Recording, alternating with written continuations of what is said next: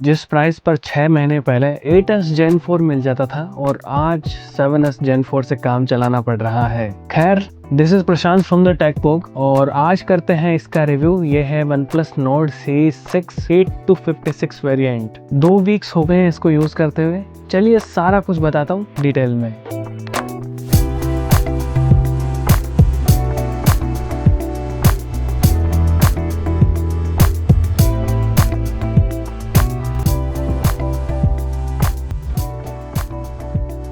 Build and design की बात करें तो सेम Nord 6 की डिज़ाइन लैंग्वेज फॉलो करता हुआ काफ़ी मिनिमल लगता है। बैक में मैट फिनिश दिया है, लेकिन थोड़ा साइड से देखें तो फिंगरप्रिंट और स्मजेस थोड़े थोड़े विजिबल होते हैं। IP69 मिल ही जाता है और जो मिलिट्री ग्रेड सर्टिफिकेशन है उसको ज़्यादा सीरियसली लेने की जरूरत नहीं है। सिम ट्रे में सिर्फ 2 सिम का ही ऑप्शन मिलता है और बॉक्स में काफ़ी अच्छी क्वालिटी का कवर दिया गया है। फिर भी अगर आपको कुछ और कवर लेने हो तो कुछ लिंक्स डिस्क्रिप्शन में और टैग किए हुए प्रोडक्ट से आप बाय कर सकते हैं। चैनल की काफ़ी हेल्प हो जाती है। फ्रंट में प्री अप्लाइड स्क्रीन प्रोटेक्टर दिया है। उसी से बात करते हैं डिस्प्ले की। 1.5K रेजोल्यूशन की एमोलेड डिस्प्ले मिलती है। अच्छी बात यह है कि सेटिंग्स में रेजोल्यूशन चेंज करने का ऑप्शन भी मिलता है। As per OnePlus display side में कोई क्रिस्टल गार्ड प्रोटेक्शन दिया गया है। Don't fall for the marketing, हमेशा की तरह यही कहूंगा, टेम्पर्ड ग्लास यूज करना चाहिए। 144 हर्ट्ज का एक्चुअल में कोई यूजेज है ही नहीं हाई रिफ्रेश रेट मोड पर भी, लेकिन 120 हर्ट्ज का ऑप्शन है। ऐप स्पेसिफिक रिफ्रेश रेट का ऑप्शन मिल जाता है और सेंसिटिव यूजर्स के लिए 3840 हर्ट्ज की PWM डिमिंग मिल जाती है। स्क्रीन ब्राइटनेस अच्छी खासी मिल जाती है आउटडोर्स यूजर्स के लिए। एकदम सिमेट्रिकल बेजल्स मिलते हैं एक्स्ट्रा राउंड कॉर्नर्स के साथ में। अच्छा कलर रिप्रोडक्शन है, काफी सैचुरेटेड कलर्स निकल के आते हैं। नेटफ्लिक्स में HDR मिलता है और यूट्यूब में 4K 60 FPS तक की HDR video without any issue play होती है। ओवरऑल बताऊं तो मीडिया कंजम्पशन काफी अच्छा रहने वाला है और इसी में साथ देते हैं ड्यूल स्टीरियो स्पीकर्स, जिनकी क्वालिटी वाकई में काफी अच्छी है। फुलर ऑडियो एक्सपीरियंस मिलता है, लाउडर आउटपुट और अच्छे अमाउंट में बेस भी मिलता है। एक और चीज, बहुत सारे फोन्स में जो ड्यूल स्टीरियो स्पीकर्स का इम्प्लीमेंटेशन होता है बॉटम स्पीकर और ईयर पीस के बीच में, वो 75-25 या फिर ज्यादा से ज्यादा 70-30 ऐसा कुछ होता है। लेकिन इस फोन में जो साउंड डिस्ट्रीब्यूशन है वो मुझे लगा 60-40 के आसपास। मतलब कि जो ड्यूल स्टीरियो स्पीकर्स का एक्सपीरियंस है वो काफी अच्छा मिलता है। बाकी जो साउंड की क्वालिटी है वो स्पीकर टेस्ट में सुन लीजिए।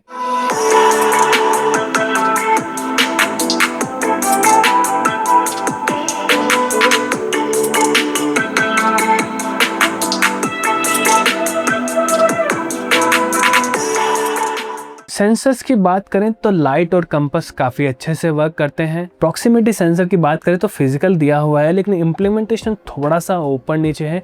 10 में से एक बार कभी कभी हो सकता है कि वर्क ना करे, as you can see right now. Gyroscope का कैलिब्रेशन बिल्कुल सही है, BGMI में कोई डिले नहीं मिलता। वहीं बैक कैमरा के फ्लैश के नीचे IR ब्लास्टर भी मिल जाता है और डेडिकेटेड ऐप भी। हैप्टिक्स की बात करें तो अच्छे हैं, टक टक फीलिंग वाले, और इम्प्लीमेंटेशन काफी अच्छा दिया गया है। Recent apps, clearing them all, icon tap and hold, back gesture, phone unlock, keyboard, even quick toggle में जब आप ब्राइटनेस और वॉल्यूम मैन्युअली एडजस्ट करते हैं तो मिनिमम और मैक्सिमम लिमिट पर आने पर काफी अच्छा एक सटल फीडबैक मिलता है। ये वाला इम्प्लीमेंटेशन मैंने last year Realme P3 Pro review किया था, उसमें मिलता था। Not sure about now. Even setting gallery या क्विक टॉगल में जो ब्लूटूथ और वाईफाई के एक्सपांडेड मेन्यू है, वहां पे भी कंटेंट एंड होने के बाद में अगर आप फर्दर स्वाइप करने की कोशिश करते हैं तो बहुत ही सटल वाइब्रेशन फीडबैक मिलता है। वहीं फिंगरप्रिंट स्कैनर की बात करें तो लगभग आधा सेकंड लेता है, लेकिन ऑलमोस्ट एक्यूरेट होता है और अच्छे से वर्क करता है। फेस अनलॉक भी मैक्सिमम हाफ सेकंड लेता है और बहुत बार तो ऑलमोस्ट इंस्टेंटली वर्क भी करता है। और लो लाइट में भी स्क्रीन फिल लाइट की वजह से अच्छे से वर्क कर जाता है। सॉफ्टवेयर में Android 16 मिलता है और काफी अच्छा अपडेट प्रॉमिस भी। सॉफ्टवेयर फील की बात करें तो ऑलमोस्ट कलर OS Realme जैसा सही लगता है, या फिर कहूँ कि वही है थोड़े थोड़े चेंजेस के साथ में। फर्स्ट बूट के बाद में एक फर्मवेयर अपडेट आया हुआ था और एज ऑफ नाउ मार्च का सिक्योरिटी पैच मिल जाता है। सीमलेस AOD इस फोन में नहीं दिया गया है और वही अदर Realme फोन्स की तरह क्लासिक, फ्लक्स एटसेट्रा 6 तरीके के आइकन्स मिल जाते हैं और सिमिलर सी वही थीम्स है जो Realme और Oppo के फोन्स में मिलती है, और बहुत सारे वॉलपेपर्स में डेप्थ इफेक्ट भी। और यहाँ पे इस फोन में एक बग है जो कि Nord C6 Lite में भी मिलता है। डिस्प्ले सेटिंग्स में रिफ्रेश रेट ऑप्शन नहीं मिलता और डिस्प्ले रिजोल्यूशन ऑप्शन भी, लेकिन सर्च करने पे आप दोनों ऑप्शंस को एक्सेस कर सकते हैं। पता नहीं ऐसा क्यों है। वहीं एनिमेशंस की बात बात करें तो स्मूथ है एज एक्सपेक्टेड, नो स्टटर्स और jitters whatsoever. Even split screen भी काफी स्मूथ है, सारे फंक्शन एकदम फ्लूइडिटी से वर्क करते हैं। And same goes to floating window mode. Almost 22 के आसपास प्रीलोडेड एप्स मिलती है, जिनमें से आप 12 के आसपास रिमूव कर सकते हैं। एआई फीचर्स की बात करें तो गैलरी में 7 एआई एडिटर फीचर्स मिल जाते हैं। मैं बार बार ये कवर नहीं करने वाला। वही जो रियलमी फोन्स में ट्रांसलेट ऐप मिलती है वो यहाँ पे भी मिल जाती है। स्मार्ट साइड बार मिल जाती है और फाइल डॉक का ऑप्शन भी। यहाँ पे वो फेमस एयर स्क्रॉल का फीचर नहीं मिलता, लेकिन एयर कॉल कंट्रोल मिलता है। एआई वॉइस स्क्राइब का ऑप्शन मिलता है, जो कि लास्ट मैंने रियलमी P4 Pro में देखा था। आप call recording, AI summary, AI captions जैसे फीचर्स यूज कर सकते हैं और ये बहुत सारी एप्स में वर्क भी करता है, चाहे व्हाट्सएप कॉल हो या नॉर्मल कॉल। और कॉल से याद आया, यहाँ पे ओप्पो रियलमी वाला डायलर मिल जाता है, तो कॉल रिकॉर्डिंग में आपको कोई प्रॉब्लम नहीं होने वाली। ऑल्सो कॉलिंग के ड्यूरिंग समराइज और ट्रांसलेट का ऑप्शन भी मिल जाता है। वहीं रिकॉर्डर ऐप की बात करें तो ट्रांसक्राइब, एआई समरी और क्लियर वॉइस का ऑप्शन मिल जाता है। नोट्स में भी एआई राइटर फंक्शंस मिल जाते हैं और ये फीचर सिस्टम वाइड मिलता है, तो जहाँ पर भी टेक्स्ट सिलेक्ट करना या टेक्स्ट एडिटर का ऑप्शन मिले वहाँ पे आप ये फीचर यूज कर सकते हैं। और एक कंटेंट पोर्टल ऑप्शन मिलता है, जहाँ पे कोई भी कंटेंट आप सिलेक्ट करके जैसे ही बॉटम में ड्रैग करते हैं तो शेयर वाले ऑप्शंस अपीयर हो जाते हैं। स्मार्ट रिकॉग्निशन में एआई समरी और एआई स्पीक का ऑप्शन है, लेकिन मैंने कई एप्स में ट्राई किया, कहीं शो नहीं हुआ। उसके अलावा जो जनरल फीचर्स मिलने चाहिए, app lock, app hide, private safe, kids mode, simple mode और रिपेयर मोड जैसे ऑप्शंस मिल जाते हैं। हालांकि इस फोन में मुझे मल्टी यूजर वाला ऑप्शन नहीं मिला। ओवरऑल बात करूं तो आपको रियलमी ओप्पो वाले जैसे यूआई का सा ही एक्सपीरियंस मिलने वाला है। रैम एंड स्टोरेज की बात करें तो UFS 3.1 और LPDDR4X रैम दिया गया है। और रैम मैनेजमेंट जनरल यूजर्स में बात करें तो अच्छा है 4-5 एप्स के साथ में। इवन बहुत बार तो गेंशिन इम्पैक्ट अगर लोड करके मिनिमाइज कर देता हूँ तो 3-4 मिनट बाद में लोड हो जाता है मीडियम सेटिंग और 30 FPS ऑप्शन पर। और रैम मैनेजमेंट टेस्ट करने के लिए हर बार की तरह मैंने इसमें 12 एप्स लोड कर दी और फोन को 5 मिनट के लिए लॉक करके छोड़ दिया और 5 मिनट बाद में अनलॉक करके 1 by 1 ऐप अगर चेक करते हैं तो RAM management decent kind of है। Amazon हॉटस्टार, फोटोज और Amazon प्राइम जैसी एप्स रीस्टार्ट हो गई थी, तो 12 में से 8 एप्स मेमोरी में थी। परफॉर्मेंस साइड में बात करें तो स्नैपड्रैगन 7S Gen 4 मिलता है। 7S Gen 3 के ऊपर कोई बहुत ही बड़ा अपग्रेड नहीं है, जो कि मैंने लास्ट रियलमी P3 Pro में टेस्ट किया था। As per the latest software 11,56,000 के आसपास Antutu स्कोर, Geekbench भी अच्छा मिलता है। CPU थ्रॉटलिंग में भी 2 बार में डिसेंट स्टेबिलिटी मिली और 3D मार्क के स्ट्रेस टेस्ट में भी काफी स्टेबल है। सिर्फ लास्ट के लूप में थोड़ा सा परफॉर्मेंस गिरा था। नाउ सबसे पहले बात करते हैं गेमिंग की, तो BGMI में स्मूथ और एक्सट्रीम प्लस का ऑप्शन मिल जाता है। और यहाँ पे एक अच्छी बात यह है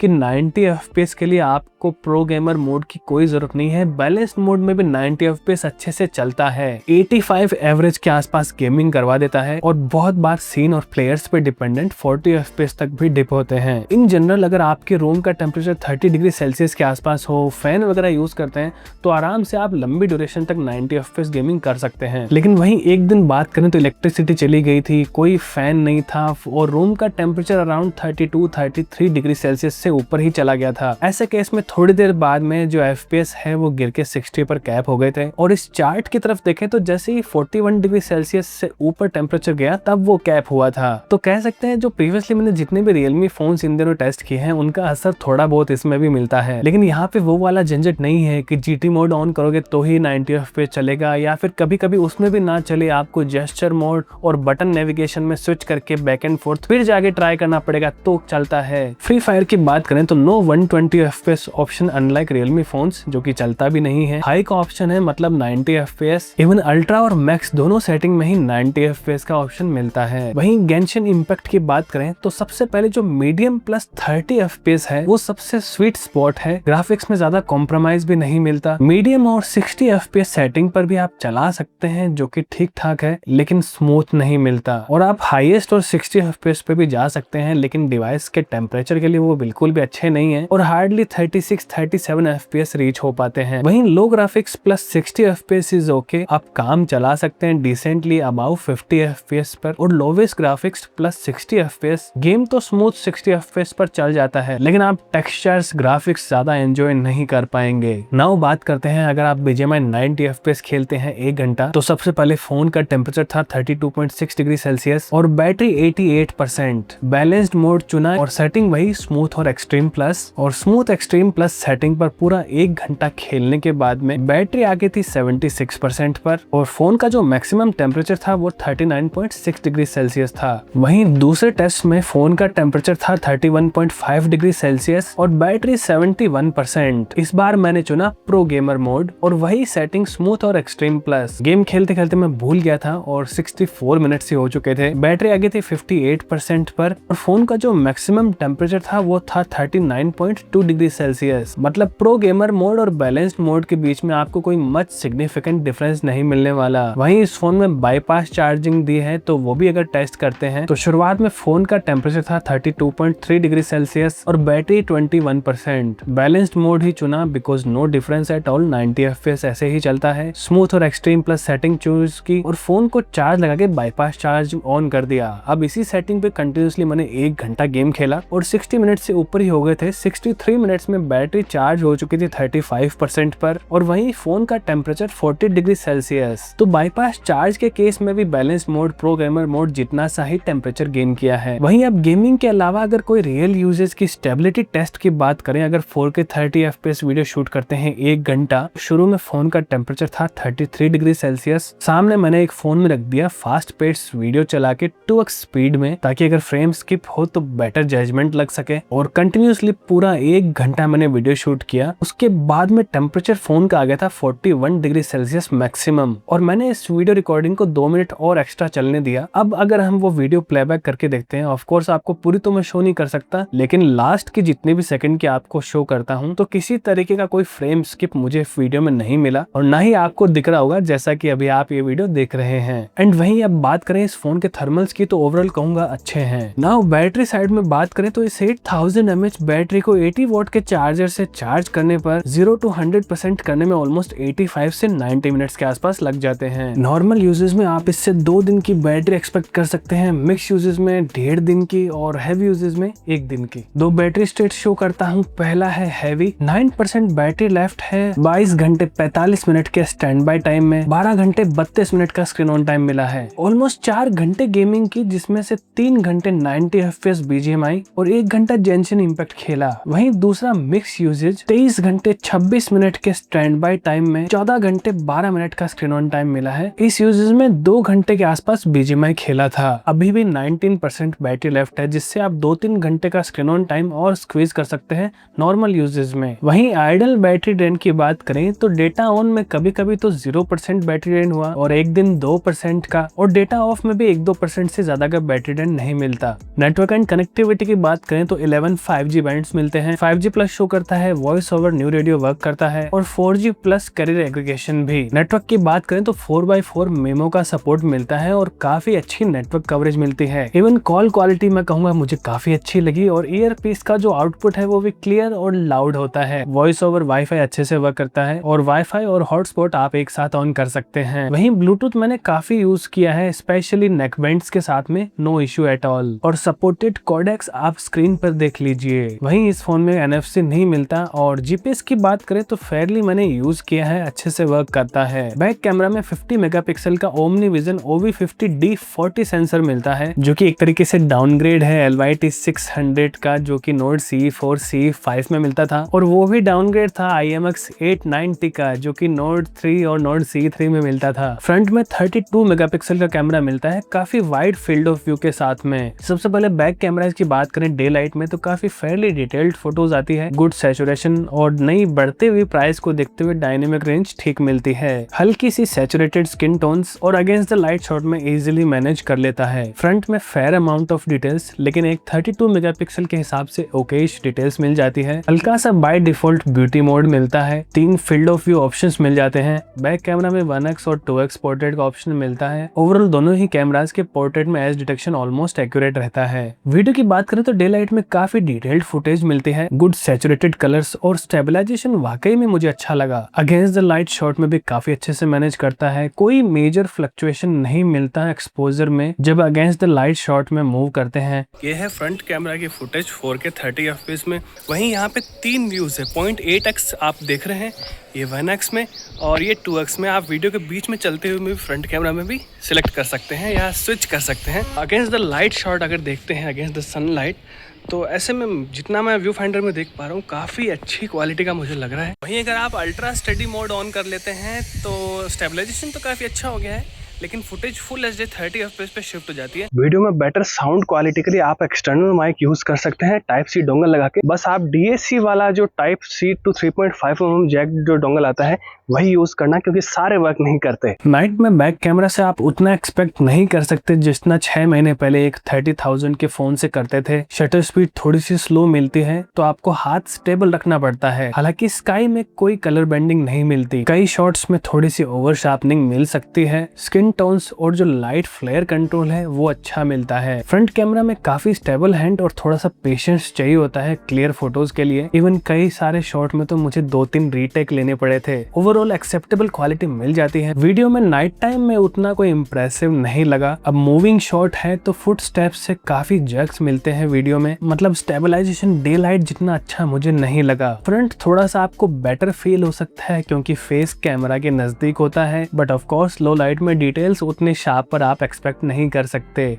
हमेशा की तरह original camera sample Google drive पे अपलोड किए हुए हैं, लिंक आपको इस वीडियो के डिस्क्रिप्शन में मिल जाएंगे। और ये वीडियो अब ऑलमोस्ट एंड तक पहुंच चुकी है, तो मैं आपसे रिक्वेस्ट करूंगा प्लीज चैनल को सपोर्ट करिए। The immense amount of effort जो इन वीडियोस में लगता है, टाइम भी, और व्यूज पिछले कुछ समय से बहुत कम आ रहे हैं। ज्यादा से ज्यादा वीडियो के साथ में इंटरेक्ट करें, लाइक शेयर सब्सक्राइब हाइप भी, और कमेंट करें ताकि ये वीडियो आगे पुश हो सके। And thank you very much उन व्यूवर्स सब्सक्राइबर्स के जिन्होंने मेरे टैग किए हुए प्रोडक्ट से या फिर एफिलिएटेड लिंक से कुछ बाय किया। वो रेवेन्यू देख के थोड़ा बहुत उससे भी मुझे काफी हिम्मत मिलती है। खैर अब बात करते हैं फाइनल थॉट्स की। तो ये रहे इस फोन के pros and cons. Update promise काफी अच्छा है, डिसेंट परफॉर्मेंस मिल जाती है। BGMI के अलावा अगर आपको थोड़ी सी बेटर रॉ परफॉर्मेंस चाहिए तो Realme P4 Pro के लिए भी जा सकते हैं, और Vivo T4 Pro अगर मिल जाए और आपको एक वर्सेटाइल कैमरा सेटअप चाहिए तो वहीं और ज्यादा परफॉर्मेंस की जरूरत हो तो Realme P3 Ultra, Poco X7 Pro के लिए भी जा सकते हैं। कैमराज उसमें एवरेज मिलते हैं, और इसके predecessor Nord CE5 के साथ भी जा सकते हैं, बस उसमें सिंगल स्पीकर मिलता है। लेकिन अगर आप इसकी इतनी परफॉर्मेंस से खुश हैं और आपके मन में सवाल है कि क्या कोई इसमें डील ब्रेकिंग पार्ट है, तो इसका जवाब है नहीं। एंड मुझे लगता है कि इससे ज्यादा मुझे कुछ बताने की जरूरत नहीं होगी। अगर वीडियो हेल्पफुल रही तो लाइक शेयर सब्सक्राइब कर देना, और हाइप भी। मैं मिलूंगा आपसे अगले वीडियो में, तब तक के लिए bye bye and take care.